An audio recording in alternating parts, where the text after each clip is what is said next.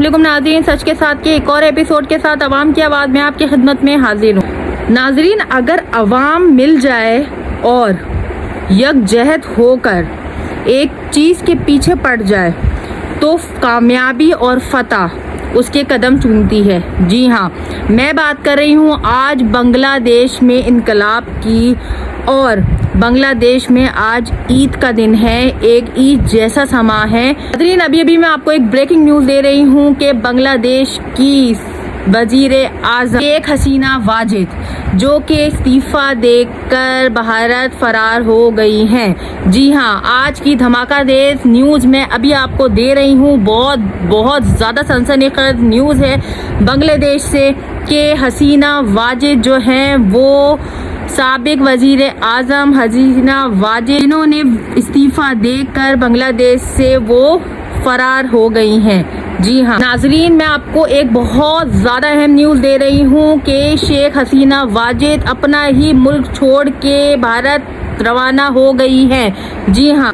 मैं आपको एक बहुत सनसनीखेज न्यूज़ सुना रही हूँ कि वहाँ के आर्मी चीफ ने 45 मिनट का उनको वक्त दिया था कि आप 45 मिनट के अंदर अंदर अपना इस्तीफ़ा दे और भारत चले जाएं। जिनकी आप अभी तक बात मान रही हैं या भारत के एजेंडे से आप हमारा मुल्क चला रही हैं, तो आप वहीं पे इस्तीफ़ा देकर चले जाएं। आपको एक हेलीकॉप्टर भी देंगे जो कि डायरेक्ट आपको भारत में उतारेगा। जी हाँ, बहुत बड़ी खबर है, पूरी आर्मी मीडिया पे खबर चल रही है कि हसीना वाजिद जो कि कई सालों से बांग्लादेश पे हुकूमत कर रही हैं, उनके बाप ने पहले हुकूमत की, अब वो हुकूमत कर रही थी और कोटा सिस्टम चला रही थी, वो अब बांग्लादेश से फरार हो गई हैं अपना इस्तीफ़ा देकर। जी हाँ नाजरीन, बांग्लादेश के आर्मी चीफ का मज़ीद कहना था हसीना मुइन को कि आप भारत के आशीर्वाद से ये मुल्क जो अब तक चला रही थी, आप उन्हीं के आशीर्वाद के साथ आप भारत चली जाएं अपना इस्तीफ़ा देकर। आपके पास 45 मिनट का वक्त है ये मुल्क छोड़ने के लिए। इस वक्त बांग्लादेश में एक तरह का जश्न का समा है, और ये जश्न का समा जो है वो ख़ास तौर पर स्टूडेंट्स के लिए है। जी हाँ, अब आपको मैं पूरी कहानी सुनाती हूँ कि स्टूडेंट्स के लिए ये जश्न का समा क्यों है। जी हाँ, वहाँ पे कोटा सिस्टम जो है वो कई सालों से चल रहा था। अब मैं आपको पूरी कहानी सुनाती हूँ कि कोटा सिस्टम स्टार्ट कहाँ से हुआ। जैसा कि आप सब जानते हैं कि हसीना वाजिद जो हैं वो पाकिस्तान से कई सालों से बुक्स रखी हुई हैं, वो भारत के एजेंडे से वो मुल्क को चला रही हैं। पाकिस्तान से वो निहायत नफरत अपनी शो करती थी काफ़ी चीज़ों में, और उनकी नफरत जो है वो इस हद तक बढ़ गई कि उन्होंने कोटा सिस्टम वहाँ पे बना लिया। जी हाँ, ये बात है 1971 की, जब बांग्लादेश जो था वो पाकिस्तान से अलग हुआ। 1971 की ये बात है कि भारत की मदद से 1971 में पाकिस्तान और बांग्लादेश को तोड़ा गया। जी हाँ, सेपरेट कर दिया गया पाकिस्तान से बांग्लादेश को भारत की मदद से। ये बात है 1971। उसके बाद शेख हसीना वाजिद के वालिद साहब ने एक हुकूमत बनाई और उस हुकूमत को चलाया। उस हुकूमत को हसीना वालिद साहब को जब मारा गया, उन्हीं तभी से उनकी दुश्मनी जो पाकिस्तान के लिए है वो हद से ज़्यादा बढ़ गई। जी हाँ, और तभी से वहाँ पर कोटा सिस्टम आया। जी हाँ, कोटा सिस्टम मैं अब आपको बताती हूँ कि कोटा सिस्टम क्या उन्होंने इम्प्लीमेंट किया उस हुकूमत। जैसा कि आप सब जानते हैं कि हर मुल्क में गवर्नमेंट जॉब्स जो हैं वो गवर्नमेंट की तरफ से दी जाती हैं वहाँ की आवाम को। इसी तरह बांग्लादेश में भी हुकूमत की तरफ से गवर्नमेंट जॉब जो हैं वो आवाम को दी जा रही थी, लेकिन वहाँ पे कोटा सिस्टम ये आया कि वहाँ पे कोटा सिस्टम इम्प्लीमेंट हुआ और उस कॉन्स्टिट्यूशन में ये पास हुआ कि फ्रीडम फाइटर्स को ही सिर्फ नौकरियाँ मिलेंगी। यानी बांग्लादेश को पाकिस्तान से अलग करने में उस वक्त जो भी फ्रीडम फाइटर्स थे जिन्होंने बांग्लादेश का साथ दिया, उन सब को नौकरियां दी जाएंगी, फ्रीडम फाइटर्स को नौकरियां दी जाएंगी, और उनकी औलादों को या उनकी आगे नस्लें जो चलती जा रही हैं उन सबको नौकरियां मिलेंगी। उसके अलावा और किसी को नौकरियां नहीं मिलेंगी। जो सिर्फ फ्रीडम फाइटर्स हैं उन्हीं की पुश्तों को नौकरियां दी जाएंगी।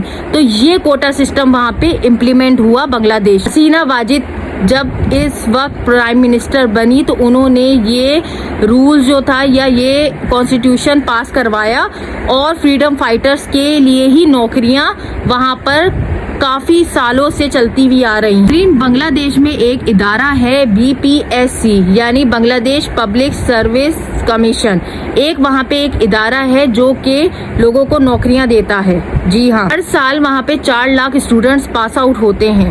جی ہاں، بنگلہ دیش میں 4 لاکھ اسٹوڈنٹس پاس آؤٹ ہوتے ہیں، جن میں سے صرف 56% لوگوں کو جو کہ فریڈم فائٹرز کی نسلوں میں سے چلتے ہوئے آ رہے ہیں ان کو نوکریاں دی جاتی ہیں، اور باقی کے جو % لوگ ہیں ان کو نوکریاں نہیں دی جاتی، اور یہ کافی سالوں سے یہ رول جو ہیں وہ اس پہ امپلیمنٹ کیا جا رہا ہے۔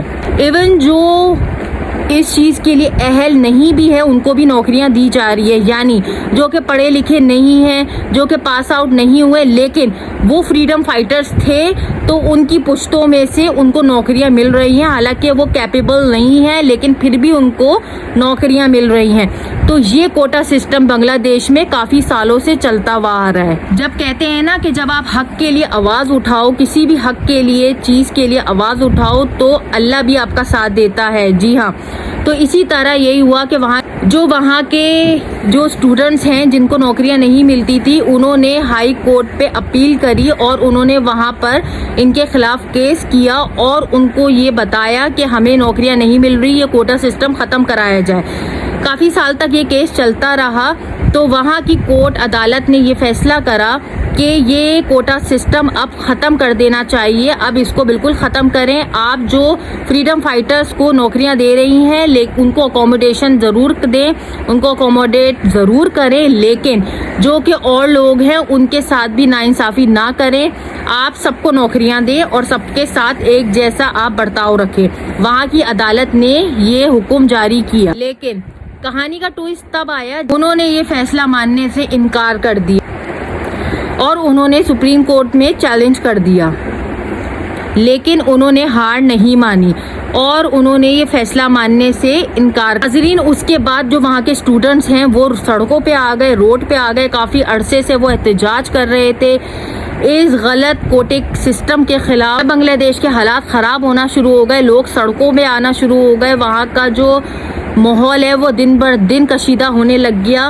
تو وہاں کی جو آرمی چیف ہیں انہوں نے حسینہ معین کو نوٹس دیا کہ آپ 45 منٹ کے اندر اندر اپنا جو وہ استعفیٰ ہے وہ دے دیں اور اپنے بھارت چلے جائیں، جس کے آشیواد سے آپ اب تک یہ بنگلہ دیش کوٹا سسٹم چلا رہی ہیں۔ ناظرین، حسینہ باجی جو ہیں وہ پاکستان سے دشمنی میں اتنا آگے بڑھ گئی تھی کہ انہوں نے 1971 میں جماعت الاسلامی نے اس وقت ویسٹ پاکستان کا ساتھ دیا تھا، انہوں نے اس وقت 70 سال کے بوڑھوں کو پھانسی پہ لٹکایا، اس وقت ان کو ترس نہیں آیا۔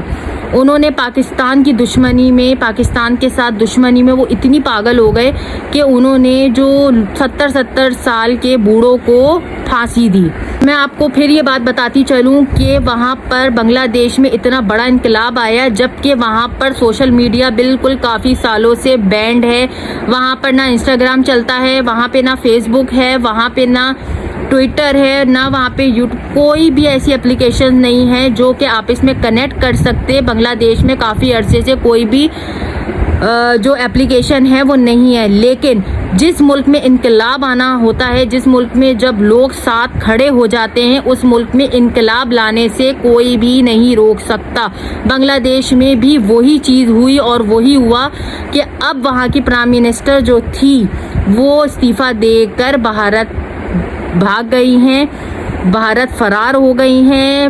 وہاں کے جو لوگوں کو، خاص طور پہ اسٹوڈنٹس کو وہاں پہ فتح مل گئی ہے، وہاں پہ جشن کا سما ہے، خاص طور پہ اسٹوڈنٹس کے لیے وہ وہاں پہ خوشیاں بنا رہے ہیں۔ ایک بندے کی وجہ سے وہاں پر کوٹا سسٹم کافی سالوں سے چلتا ہوا آ رہا ہے اور لوگوں کے ساتھ، اور ناظرین اسی کو فریڈم آف اسپیچ کہتے ہیں۔ جب لوگ یونائٹ ہو جاتے ہیں تو کوئی بھی طاقت آپ کو گرانے سے نہیں روک سکتی، کوئی بھی طاقت آپ کو نہیں گرا سکتی۔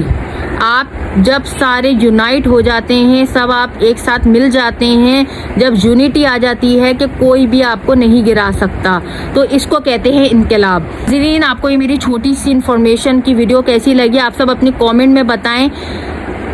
انشاءاللہ نیکسٹ ویڈیو نیکسٹ اپڈیٹ کے ساتھ میں آپ کی خدمت میں پھر حاضر ہوں گی. جب تک کے لیے مجھے اجازت دیں, اللہ حافظ. لیکن پاکستان کے عوام کو ابھی بھی غلامی مبارک. پاکستان زندہ باد.